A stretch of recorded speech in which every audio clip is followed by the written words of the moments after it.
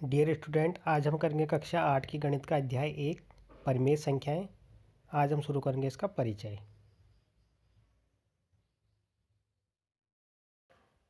Dear student, आपका बहुत बहुत स्वागत है। मैं आपको इस चैनल पर कक्षा 8 की गणित के सभी अध्याय पूरे कराऊंगा और कोशिश करूंगा कि आपके गणित संबंधी समस्या का समाधान हो सके। इसी बात को ध्यान में रखते हुए शुरू करते हैं। अध्याय 1, ठीक है, परिमेय संख्याएं। हम प्रश्नावली शुरू करने से पहले उस अध्याय के बारे में जान लेंगे कि उसमें हमको क्या क्या चीज़ें सीखना है, ठीक है। तो हम आज अध्याय 1 यानी परिमेय संख्याओं का क्या कर रहे हैं, परिचय कर रहे हैं, ठीक है। तो इसमें हमारा पहला जो टॉपिक है ये हमारा प्राकृत संख्या है। प्राकृत संख्या क्या होती है? इनको कहते हैं नेचुरल नंबर इंग्लिश में, नेचुरल नंबर। तो इसलिए प्राकृत संख्याओं के समूह को n से प्रदर्शित करते हैं, ये n, ठीक है। कौन सी संख्या होती है प्राकृत संख्याएं? आप जानते हो। तो 1, 2, 3, 4, 5, 6 इस प्रकार को जो आगे को संख्याएं आती हैं उनको प्राकृत संख्या कहते हैं। यानी इनमें जीरो नहीं आता है, ठीक है।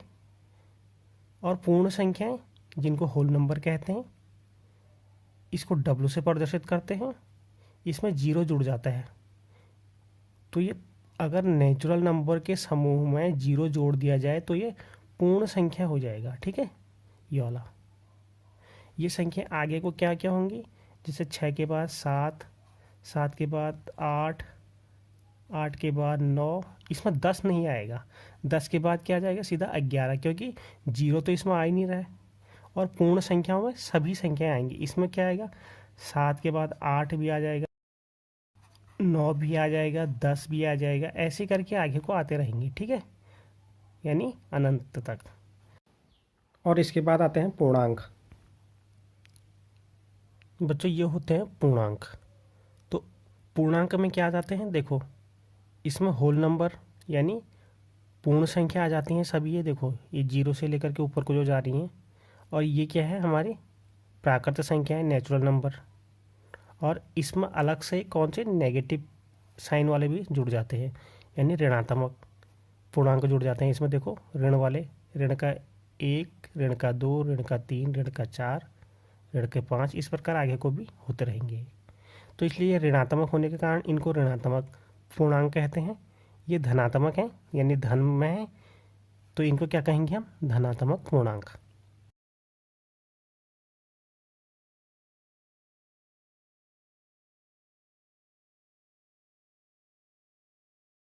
ठीक है। और ये जीरो को क्या कहेंगे हम? इसको जीरो पूर्णांक कहेंगे, यानी शून्य पूर्णांक।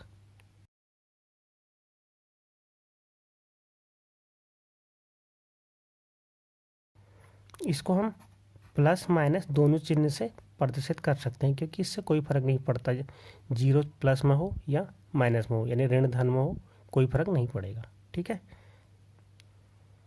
बच्चों ये रही हमारी परिमेय संख्याएं, जो कि हमारा अध्याय का नाम भी है। इनको रेशनल नंबर कहते हैं।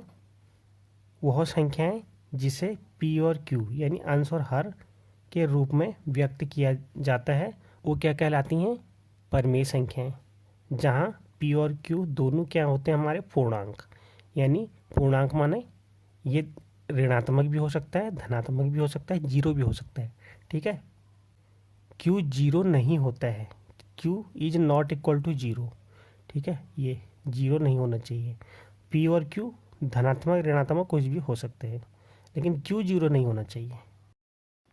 बच्चों ये वीडियो ज़रा ज़्यादा लंबा हो सकता है, लेकिन मैं पूरी कोशिश करूंगा कि इसी वीडियो में आपको इस अध्याय से संबंधित महत्वपूर्ण जानकारी दे दूं, जिससे कि आपको आगे प्रश्नावली करने में कोई दिक्कत ना हो। तो इसलिए वीडियो को स्किप मत करना, पूरी देखना, तभी आपके समझ में आएगा, ठीक है बच्चों। अब देखो, एग्जाम्पल के लिए इसमें दे रखा है मैंने, देखो 4/5, ये ऋण का 4/5 भी हो सकता है। 9/3 है जब, तो 9/5 भी हो सकता है, 2 हो सकता है, 2, क्योंकि 2 को भी ऋण के 2/1 के रूप में लिख सकते हैं हम, ऐसे करके। 4 है, 4 भी हो सकता है। एक से किसी संख्या को भाग देने पर वो संख्या वैसे उतर जाती है। √4 वर्गमूल 4 ये, इसका मान क्या आता है हमारा 2। तो ये संख्या भी हो सकती है। 16 का मान क्या आ जाता है, 4 चक्को 16, ठीक है। तो ये सब संख्या क्या है हमारी परिमेय संख्याएं। आगे भी ऐसी संख्याएं हो सकती हैं, ठीक है। अपरिमेय संख्या वो होती हैं, बस इस परिमेय संख्या का सीधा उल्टा होता है। वह संख्याएं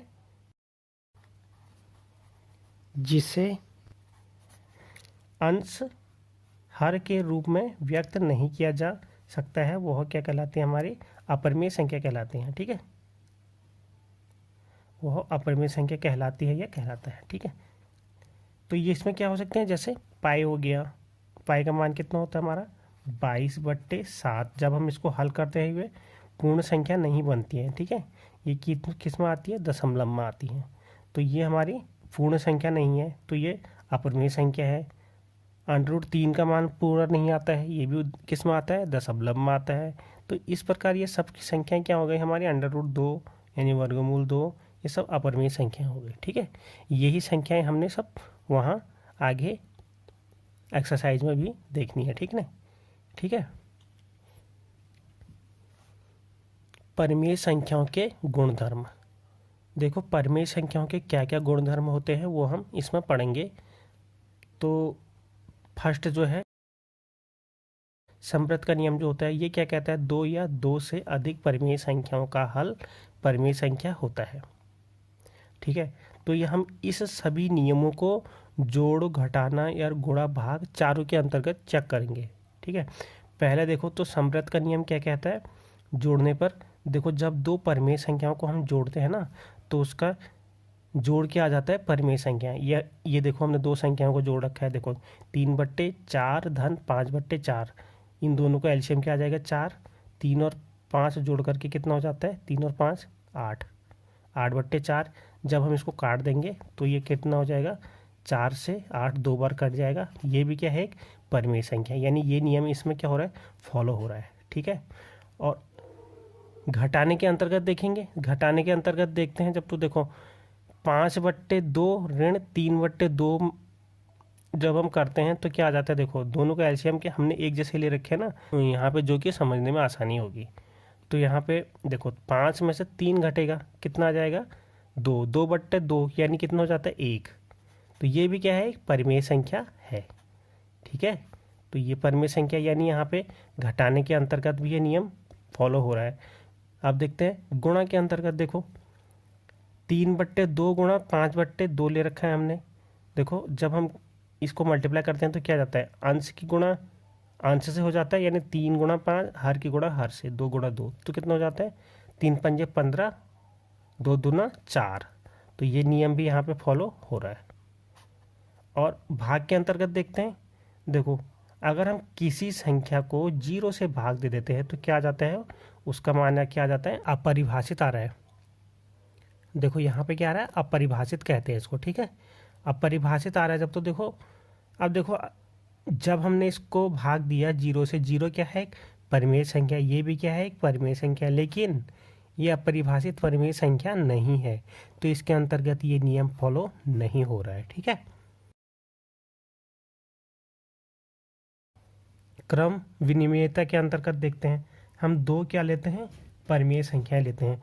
सपोज मैंने यहाँ पे ले ली 4 धन 5 ले लिया मैंने, इनको जब जोड़ते हैं देखो, तो क्रम विनिमेयता का अर्थ क्या होता है, दोनों को जो हमने संख्या ले रखी है इनकी अदला बदली। अब अगर हम 4 धन 5 जोड़ें या फिर पहले 5 लिख दें फिर 4 लिख दें, दोनों का योग क्या आता है, देखो 4 और 5 9, 5 और 4 तब भी क्या होता है 9, यानी दोनों ही तरीके से क्या आता है, इसका आंसर 9 आता है, ठीक है। घटाने में देखते हैं तो ये हमारा नियम फॉलो हो रहा है इसमें, ये सही है। तो यहाँ पे देखते हैं, घटाने में देखते हैं, आप देखो अगर मैंने यहाँ पे 5 धन 4 ले लिया, ऋण 4 ले लिया सॉरी, और यहाँ पे अगर मैं ले लेता हूँ 4 पहले और ऋण का 5 बाद में, अगर हम इसको हल करते हैं तो देखो क्या आता है, देखो इसको हल करेंगे तो 5 में से 4 घटेगा तो क्या आएगा, 1 आएगा। और जबकि यहाँ 4 में से 5 घटेगा तो ऋण का 1 आएगा, ये बराबर नहीं है। तो ये घटाने के अंतर्गत ये नियम फॉलो नहीं हो रहा है। ठीक है, दोनों संख्या एक जैसी नहीं आ रही हैं। और आप देखते हैं गुणा के अंतर्गत, देखो अगर हम क्या करते हैं 3 गुणा 4 लेते हैं, दोनों क्या है परिमेय संख्या हैं, और हम देखते हैं 4 गुणा 3 ले लेते हैं, तब भी क्या आता है इनका मान एक जैसे। देखो 4×3 = 12, 3×4 = 12, तब भी क्या आएगा आंसर, क्या आएगा यानी 12 आएगा। ये सही है। देखो भाग के अंतर्गत सपोज यहाँ पे हम ऐसी संख्या कुछ भी संख्या ले लेते हैं। देखो मैंने ले लिया यहाँ पे 12/4 ले लिया, और इधर मैंने 4/12 ले लिया। तो दोनों का आंसर देखते हैं। देखो 4 से 12 कितने बार कट रहा है, 3 बार, क्योंकि 3×4 = 12, बल्कि जबकि यहाँ पे 4 से 12 कटेगा 1/3 बार। तो ये दोनों बराबर नहीं है। ठीक है, बराबर नहीं है, तो ये भाग के अंतर्गत ये नियम फॉलो नहीं हो रहा है। ठीक है बच्चों, अब आगे देखते हैं। इन सब चीज़ों को हमने उपयोग वहाँ करना है, कहाँ, एक्सरसाइज में, इसलिए हम इसको पहले ही इंट्रोडक्शन यानी परिचय में सीख रहे हैं। तो आपको भी ये चीज़ें ध्यान से देखनी है, फिर आपको एक्सरसाइज सीखने में क्या होगी, आसानी होगी। ठीक है, अगला नियम हमारा सहचार्यता या सहचार्यता भी कहते हैं इसे। ये क्या होता है, 2 से अधिक संख्याओं या पदों के लिए होता है। ठीक है, इसको भी हम क्या करेंगे, जोड़ घटाओ गुणा भाग के अंतर्गत चेक करेंगे। ठीक है, तो जोड़ के लिए हम चेक करेंगे। तो देखो यहाँ हम 2 संख्याएं ले लेते हैं। देखो इस नियम के अंतर्गत हम क्या सीखते हैं, खास तौर पे कोष्टक का यूज करना सीखते हैं। जैसे एग्जांपल के लिए हमने जोड़ में 4-2-1 ले लिया। पहले मैं इन दोनों को जोड़ दूंगा और फिर हम उसके साथ 1 जोड़ूंगा, तो इक्वल आता है नहीं आता है। देखो यहाँ भी हम क्या लेंगे, 4-2-1 लेंगे। यहाँ हम क्या करेंगे, इनको पहले जोड़ेंगे, देखते हैं आता नहीं आता इक्वल। देखो 4-2 कितना हो जाता है, 6-1 बराबर, यहाँ देखो 4-2 और 1 कितना हो जाता है, 3। तो देखो 6 और 1 जोड़ेंगे तब भी 7, 4 और 3 जोड़ेंगे तब भी क्या आ जाता है, 7। यानी ये नियम यहाँ फॉलो हो रहा है। देखिए इधर पहले में हमने 4 और 2 को जोड़ा, 6 और फिर 1 जोड़ दिया। ठीक है, इधर 4 फिर 2 और 1 को एक साथ जोड़ा है, तो यहाँ पे 4-3-7 दोनों कंडीशन में 7 आ रहा है। घटाने के अंतर्गत देखते हैं इस नियम को। घटाने के अंतर्गत देखो मैंने 4 ले लिया, 4 ऋण 5 कर दिया, फिर मैंने ऋण कर दिया यहाँ 2, और इधर के साइड में ले लेता हूँ 4 ऋण का 5 हो जाएगा, और कोष्टक के अंदर ऋण का 2। देखते हैं आता नहीं आता एक जैसे। देखो 4 में से 5 घटेगा तो कितना आ जाएगा, ऋण का 1 आएगा, क्योंकि 5 में से 4 घटेगा, यहाँ पे 5 ज़्यादा है ना, तो ऋण का 1 आ जाएगा, और यहाँ पे ऋण का 2 उतर जाएगा। बराबर चेक करते हैं, यहाँ पे देखो ये 4 हो जाएगा, ये ऋण का ऋण उतर जाएगा, 5 में से 2 घटेगा, कितना आ जाएगा, 3। अब इनको चेक करते हैं। देखो ये भी ऋण ये भी ऋण, तो जुड़ के कितना हो जाएंगे, ऋण के 3, और यहाँ पे 4 में से 3 घटेगा तो क्या आ जाएगा, 1।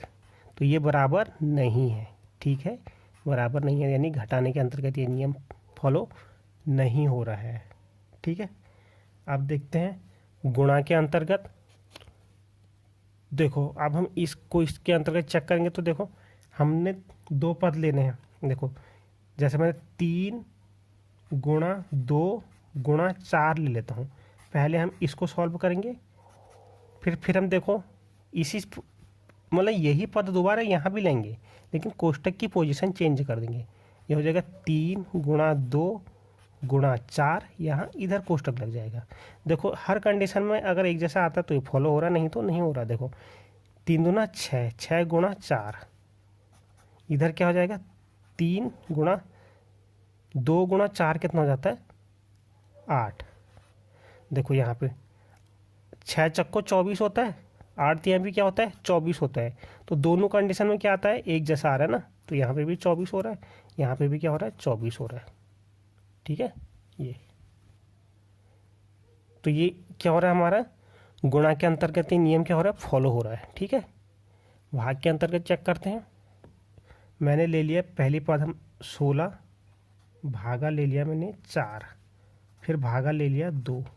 पहले इस पद को सॉल्व करेंगे, बराबर देखते हैं फिर।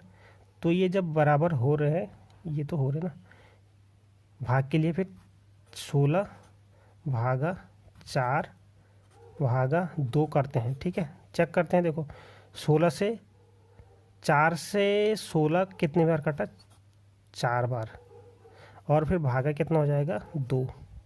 ठीक है, भागा 2 बराबर देखते हैं 16 भागा 2 से 2 कट गया 2 बार। देखते हैं जैसे आता नहीं आता। देखो 4 2 से कट गया कितने बार, 2 बार। जबकि यहाँ देखते हैं 16 2 से कटेगा कितने बार, 8 बार। 8 दूना 16, तो ये बराबर नहीं है। तो भाग के अंतर्गत ये नियम फॉलो नहीं हो रहा है। ठीक है। अब हम पढ़ेंगे वितरण यानी वितरणता के बारे में। क्या कहते हैं इसको, डिस्ट्रीब्यूटिव। तो सभी परिमेय संख्याओं ए बी और सी के लिए होता है, यानी 3 परिमेय संख्याएं या उससे अधिक के लिए होता है। जैसे यह इसका नियम क्या कहता है, समान रूप से वितरण करना। तो देखो जैसे यहाँ पे बी धन या ऋण सी लिखा है ना, तो देखो हम क्या करेंगे, ये इसकी जो मल्टीप्लाई होगी अंदर को पहले बी से होगी और फिर क्या होगी, सी से होगी। ये ए बी प्लस माइनस जो भी होगा चिन्ह, यहाँ पे अगर प्लस है तो प्लस आ जाएगा और माइनस है तो माइनस आ जाएगा, बी सी हो जाएगा। तो एग्जाम्पल के लिए जैसे मैंने ये 2 चीज़ें लिखी हैं यहाँ पे, तो इस ए की मल्टीप्लाई पहले एक्स से होगी, फिर ए की मल्टीप्लाई 4 से होगी। ठीक है, तो इसके क्या लिखेंगे हम, ए एक्स धन ए गुणा 4। यह हम इसको ऐसे भी लिख सकते हैं, ए एक्स धन 4a। ठीक है, अगर इस प्रकार से होगा तो हम उसको ऐसे मल्टीप्लाई करेंगे, एक दफ़े इससे मल्टीप्लाई होगी इसकी, दूसरी बार दूसरे पद से। तो ये क्या कहता है, देखो y गुणा क्या हो जाता है, 2/3 धन, यहाँ धन होगा तो यहाँ पे धन हो जाएगा, अगर ऋण होता है तो यहाँ पे ऋण हो जाएगा। तो यहाँ पे क्या आ जाएगा, y गुणा 4/7। इसको हम लिखना चाहें तो ऐसे भी लिख सकते हैं, किस रूप में, ऐसे। ये संख्या पहले आ जाते हैं ना, तो 2/3y प्लस माइनस जो भी होगा यहाँ पे 4/7y। ठीक है, ये हमारा इसका आंसर हो जाएगा। यानी वितरण रूप में हम किसी संख्या को ऐसे लिखते हैं। इसको हम देखो कॉमन लेना चाहें, इसी में ये y हमारा कॉमन आ जाएगा, बाहर निकल जाएगा तो ये पद बन जाएगा। ठीक है, तो वितरण नियम का हम यूज कहाँ करेंगे, एक्सरसाइज में अपनी। अब जैसे योज्य प्रतिलोम है, योज्य प्रतिलोम सीख रहे हैं हम, तो योज्य प्रतिलोम को क्या कहते हैं, एडिटिव इनवर्स। किसी संख्या का योज्य प्रतिलोम वह संख्या स्वयं लेकिन चिन्ह में विपरीत होती है, लिख देते हैं। तो देखो जैसे ये 4 है, एग्जाम्पल के लिए 4 है, तो इसका योज्य प्रतिलोम क्या हो जाएगा, 4 का योज्य प्रतिलोम क्या हो जाएगा, बराबर 4 तो होगा ही, लेकिन ऋण में 4 हो जाएगा।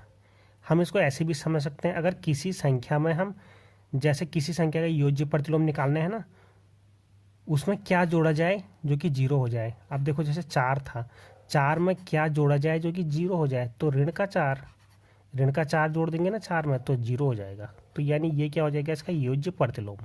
इस प्रकार कोई भी संख्या, जैसे यहाँ पे ऋण का 4 हो गया मतलब, तो ऋण का 4 का योज्य प्रतिलोम क्या हो जाएगा, धन का 4 यहाँ पे, क्योंकि दोनों को जोड़ के क्या आ जाता है, ऋण और धन को जोड़ करके यहाँ पे 0 हो जाता है। यहाँ पे 4 ऋण और धन को जोड़ देंगे तो 0 आ जाएगा।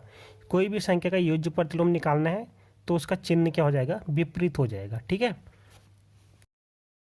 ये तो साधारण रूप में थी। अगर भिन्नों के रूप में होता तो सपोज यहाँ पे 3/4 हो जाता, का योज्य प्रतिलोम क्या हो जाता हमारा, ऋण का 3/4, ठीक है, क्योंकि इन दोनों को जोड़ करके क्या आ जाता है 0, तो इसलिए ये योज्य प्रतिलोम हो गया इसका, ठीक है।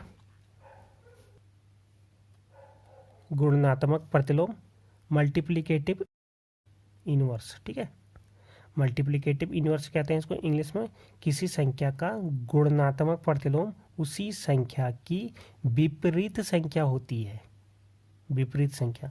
अब देखो, मैंने जैसे इसको हम ऐसे भी कह सकते हैं, किसी संख्या को किससे मल्टीप्लाई किया जाए जो कि 1 आ जाए। सपोज यहाँ पे 4 ले लेते हैं, 4 का गुणात्मक प्रतिलोम या गुणात्मक प्रतिलोम बराबर क्या हो जाएगा, इसका विपरीत, यानी क्या हो जाएगा 1/4। क्योंकि अगर इनको मल्टीप्लाई कर देते हैं ना, देखो यहाँ पे 4 गुणा 1/4 कर देते हैं तो क्या आ जाता है हमारा 1। जिस किसी संख्या का भी अगर गुणात्मक प्रतिलोम निकालना है तो उसको किस संख्या से गुणा किया जाए जो कि 1 हो जाए, यानी उसको उल्टा लिख देंगे हम।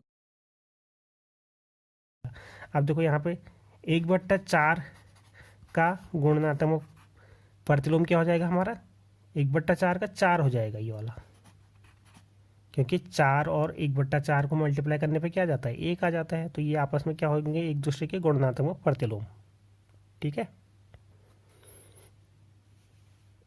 इसी प्रकार हम और संख्या भी ले सकते हैं। देखो जैसे मैंने एक संख्या भिन्नों के रूप में ले लेता हूँ, 7/5 का गुणात्मक प्रतिलोम, तो क्या हो जाएगा, ये ऋण का, ये आपस में क्या हो जाएंगे, पलट जाएंगे, चिन्ह नहीं पलट जाएंगे। तो ये क्या हो जाएगा, अंश का हर हो जाएगा, हर का अंश हो जाएगा। तो इसमें क्या हो जाएगा, देखो 5/7 हो जाएगा, जो 7/5 था यहाँ 5/7 हो जाएगा, ठीक है। तो ये क्या हो जाएगा, इसका गुणात्मक प्रतिलोम, ठीक है। इसी प्रकार और संख्याओं के लिए भी हो जाएगा। अब हम पढ़ेंगे आगे परिमेय संख्याओं का संख्या रेखा पर निरूपण। तो हम किसी संख्या को परिमेय संख्या, यानी किसी भी संख्या को हम संख्या रेखा पर कैसे निरूपित करते हैं ये सीखेंगे। मैं आपको एग्जाम्पल के द्वारा सिखा देता हूँ। देखो ये जैसे हमने क्या खींची है, रेखा खींची है, इसमें हमने कुछ संख्याओं को प्रदर्शित करना है, ठीक है। सपोज यहाँ पे 0 है और यहाँ पे 1 है, इधर को जा रहा है तो धनात्मक हुआ, तो इसलिए क्या हो जाएगा, 1 धन का नीचे को जाएगा, 0 से नीचे को बाएं साइड को, तो क्या हो जाएगा ऋणात्मक, यानी यहाँ पे हमने 1 मान लिया। इनके बीच में हमने कुछ गैप छोड़ रखा है, गैप कितने का, 1 2 3 4, 4 का गैप है, 5वें में 1 हो जाएगा, 1 2 3 4, तो 5वें में 1 हो जाएगा ऋण का। सेम इधर को भी ऐसे होता जाएगा। तो अब हमने अगर इन संख्याओं को इसमें प्रदर्शित करना है तो हम क्या करते हैं, देखो अगर हमारे पास एग्जाम्पल के लिए लिख देते हैं, यहाँ पे इनके बीच कितना गैप है, 1 2 3 4 का गैप है ना, तो 4 का गैप है। मैं यहाँ पे एक संख्या ले लेता हूँ 2/5, हमने इसको इस पर प्रदर्शित करना है, और 1 कॉमा ऋण का 2/5, ठीक है। एक हमने 5/5, ठीक है, इसको प्रदर्शित करना है। इसी प्रकार हमने 3/5, इन संख्याओं को इसमें अगर इसमें प्रदर्शित करना है तो देखो कहाँ प्रदर्शित करेंगे, देखो 2/5, इनके बीच में 1 2 3 4 5 यहाँ हो रहा है, तो मतलब ये संख्या कहाँ है, धनात्मक में है, इस लाइन में जाएगी, तो यहाँ से गिनेंगे 1 2 और 5 क्या हो जाएगा इनका हर, क्योंकि ये इनके बीच में 5 का गैप है ना, 1 2 3 4 5 करके, तो ये संख्या कहाँ आ जाएगी, यहाँ पे, तो ये संख्या यहाँ पे आ जाएगी, यानी ये संख्या क्या हो जाएगी हमारे, यहाँ पे लिख देता हूँ मैं इसको 2/5। अगर ये यही संख्या ऋण में है तो ये कहाँ जाएगी, नीचे को जाएगी, यहाँ से इसको गिनेंगे 1 2, तो ये हो जाएगा हमारा ऋण का 2/5, ठीक है। 5/5 यानी 5/5 का मान क्या आ जाएगा, 1, 5 से 5 कट गया तो कितना आ जाएगा, बराबर 1 हो जाएगा। 1 कहाँ आएगा, ये धनात्मक में, तो ये वाली संख्या हो गई, ठीक है। तो इस संख्या को हम 5/5 या 1/5 भी लिख सकते हैं। ठीक है, और ये 3/5 ये भी कहाँ जा रहा है, धनात्मक में है, तो 1 2 3 ये वाली संख्या है, ये वाली संख्या है, क्या कहेंगे इसको, 3/5। अगर ये ऋण में होता तो कहाँ पे जाता है, 1 2 3 इधर को जाता है। ठीक है, इस प्रकार हम इनको संख्या रेखा पर प्रदर्शित करते हैं। अगर इनके बीच में देखो 5 इसका हार लिया है हमने सबका, अगर हार मान लो 10 आ जाता, सपोज क्या आ जाता, यहाँ पे 10 आ जाता, कोई भी संख्या आ जाता, यह 3/10 हो जाता, तो हम क्या रखते, इनके बीच 10 का गैप रखते, फिर यहाँ से लेकर के यहाँ तक का बीच 10 का गैप रखते। 5 आ रहा है तो हर, तो हमने 5 का गैप रखा है। ठीक है, इनके बीच देखो कितनी गैप रखा है हमने, 1 2 3 4 5 6, 6 का गैप रखा है ना, देखो 1 2 3 4 5 6, 1 2 3 4 5 6। अब यहाँ पे क्या आ जाएगा, हर 6 वाली संख्या आ जाएंगे। यानी अगर मैंने इस संख्या रेखा पर इस संख्या को प्रदर्शित करना है, यानी 6 नीचे रखेंगे, हम हर के लिए 6 रखेंगे। सपोज 5/6 हमको इसमें प्रदर्शित करना है, तो कहाँ प्रदर्शित करेंगे, धनात्मक है तो यहाँ जाएगा, कहाँ जाएगा, 1 2 3 4 5, ये 5 आ जाएगा यहाँ पे, यानी ये वाली संख्या हो जाएगी 5/, क्या आ जाएगा, 6। अगर ये ऋण में हो जाते, सपोज यही संख्या ऋण में होती तो कहाँ जाता है, ये ऋण का 5/6, तो यहाँ को जाता है कहाँ, 1 2 3 4 5, तो यहाँ पे आ जाता है, ये संख्या कहाँ जाती है, यहाँ पे क्या हो जाती है, ऋण के 5/6। ये 1 से कम हुई ना, तो ये 1 से कम वाली संख्या है। 1 से कम क्यों कह रहे हैं हम इसको, इतना तो हम समझ सकते हैं। देखो अगर हम इसको 5 से भाग देते थे, 6 से भाग देंगे, 6 को 5 से भाग देंगे तो एक क्या आएगा, भाग तो पहले जाएगा नहीं, यहाँ पे 0 लगाएंगे, यहाँ पे दशमलव के साथ यहाँ 0 बढ़ जाएगा, तो कितने बार, 6 8 48, फिर कुछ आएगा, तो ये यहाँ पे क्या आएगा, मतलब दशमलव में आ रहा है, 1 से कम आ रहा है ना। ठीक है, 1 से कम आ रहा है जब, तो इसलिए संख्या कहाँ आएगी, 1 से कम आएगी। सपोज यहाँ पे यही संख्या, कोई और संख्या हमने प्रदर्शित करनी है, मैंने करनी है 9/6 प्रदर्शित करनी है। 9/6 कहाँ आ जाएगा, देखो अब यहाँ से गिनेंगे, देखो 1 2 3 4 5 6 7 8 9, 9 हो गया ये। ठीक है, तो ये क्या हो जाएगा, 9/6।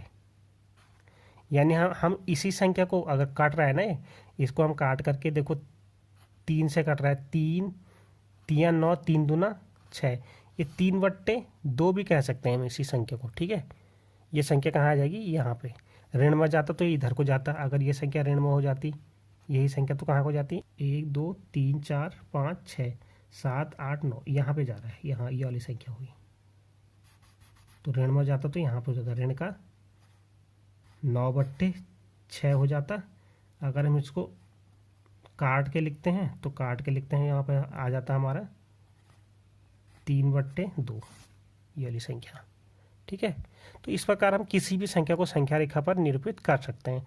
हमको उसका हर देखना है कि हर जो है ना, अगर 6 आ रहा है तो हम इनके बीच 6 का गैप रख देंगे, अगर 7 आ रहा है, 10 आ रहा है, 12 आ रहा है, जितना का भी उस इसका हर आ रहा है तो हम इतनी यहाँ से 0 से लेकर के 1 के बीच में उतना गैप रख देंगे। अगर 12 आ रहा है तो 12 का गैप, 6 आ रहा है तो 6 का गैप। इस प्रकार हम संख्या रेखा पर कोई संख्या को निरूपित कर सकते हैं। ठीक है, दो परिमेय संख्याओं के बीच की संख्याएं, दो परिमेय संख्याओं के बीच की संख्या हमको निकालनी है। हमारे एक्सरसाइज में प्रश्न इस प्रकार होगा कि दो परिमेय संख्याओं के बीच 5 परिमेय संख्याएं निकालिए, 4 परिमेय संख्या निकालिए। इस प्रकार से हमारा क्या होगा, प्रश्न होगा। देखो माना दो परिमेय संख्याएं क्या हैं, ऋण का 2/5 और 3/2 है, तो इनके बीच हमने क्या निकालनी है, परिमेय संख्या निकालनी है। ठीक है, मान लिया इन परिमेय संख्याओं के बीच हमको कितनी संख्या निकालनी है, 3 संख्या निकालनी है, 3 परिमेय संख्या निकालनी है, 4 परिमेय संख्या निकालनी है। तो हम क्या करेंगे, देखो इनका लॉसो लेंगे पहले। देखो लॉसो लिया, 5 और 2 का लॉसो कितना हो जाएगा, 5 और 2 का लॉसो कितना हो जाएगा, 10। सीधा इनका मल्टीप्लाई हो रहा है यहाँ पे, तो सरल हो रहा है। तो आप क्या करेंगे, हम इनके हर दोनों को ही 10 बनाएंगे। तो 10 बनाएंगे जब, तो देखो फर्स्ट संख्या हमारी ये थी ऋण का 2/5, सेकंड संख्या 3/2 थी।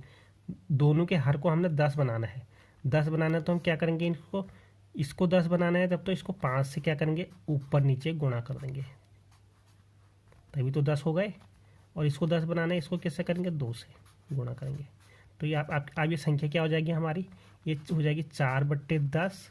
और ये संख्या क्या हो जाएगी हमारी, 3 पंजे 15, 15/10। अब देखो ये संख्या हो जाएगी यहाँ पे 4/10। ये संख्या को हम इसी लाइन में आगे लिख देते हैं, ऐसे करके यहाँ पे लिख देता हूँ मैं। ये हो जाएगा 15/10। तो इनके बीच की जो हमने 3 परिमेय संख्या निकालनी है तो क्या आ जाएगा, 4 के बाद क्या आ जाता है 5, 5 क्या हो जाएगा 10, 6 क्या हो जाएगा 10, 7 क्या हो जाएगा 10। ये तो 3 संख्या तो निकल गई। हम चाहे तो और निकाल सकते हैं क्योंकि 15 है ना हमारे पास, हम और 8/10 निकाल सकते हैं, 9/10, 11/10, 12/10। तो इस प्रकार के इसके बीच क्या निकल जाएंगे, ये क्या है, सभी परिमेय संख्या है। क्या है ये, परिमेय संख्या है। अब इसको हम ऐसे लिख सकते हैं क्योंकि मूल मान तो इसका यही है ना, यानी ये हमारा ऋण का था, ऋण का हो जाएगा। हम कह सकते हैं ऋण के 4/5, ऋण का क्या था 2/5, तो यहाँ पे 2/5 और 3/2, 3/2 के बीच परिमेय संख्या है।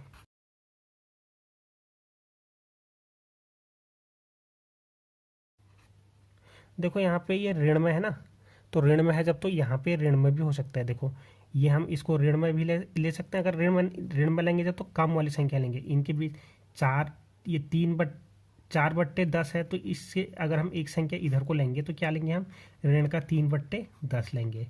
और क्या लेंगे, ऋण का 2/10 लेंगे। ये भी सब संख्या क्या है, इसी के अंतर्गत ऐसे करके आ जाएंगे। ठीक है, को किन्हीं 2 परिमेय संख्याओं के बीच परिमेय संख्या निकालनी है तो हम पहले क्या निकालते हैं, उनका लॉसो। अगर जितनी ज़्यादा संख्या निकालनी है हम लॉसो को बढ़ा देंगे। सपोज यहाँ अगर संख्या नहीं निकलती 3 संख्या, तो हम क्या करते हैं, लॉसो का दुगुना कर देते हैं। यहाँ 10 है ना, 10 का दुगुना कर देते हैं, या फिर क्या कर देते हैं, चौगुना कर देते, तब जाकर हमारा, फिर हम इसको क्या कर देते, उसी संख्या से मल्टीप्लाई। यानी यहाँ पे हम 10 की जगह पे हम इनके एलसीएम को, जैसे हम क्या करना होता है, यहाँ पे 10 दूना कितना होता है 20, 20 चक्को कितना हो जाता है 80। अगर हमने इसका एलसीएम को, लॉसो को 80 करना होता तो हम इसको यहाँ 16 से मल्टीप्लाई कर देते, इसको 16 पंजे 80 हो जाता। और यहाँ नीचे इसको भी 80 करना होता, फिर तो इसको 40 से मल्टीप्लाई कर देते। तो जितना ज़्यादा इसका हर होगा उतनी ज़्यादा इनके बीच में संख्याएं निकल जाएंगी। ठीक है, तो कोई भी परिमेय संख्याओं के बीच बहुत सारी परिमेय संख्या निकालने के लिए ये एक मेथड होता है। ठीक है बच्चों, इस प्रकार हमारा इस अध्याय का ये परिचय समाप्त हो गया। अब हम आगे एक्सरसाइज में सीखेंगे इसके बारे में। ठीक है बच्चों, अब हम आगे प्रश्नावली के प्रश्न इसी आधार पर करेंगे। वीडियो देखने के लिए बहुत बहुत धन्यवाद।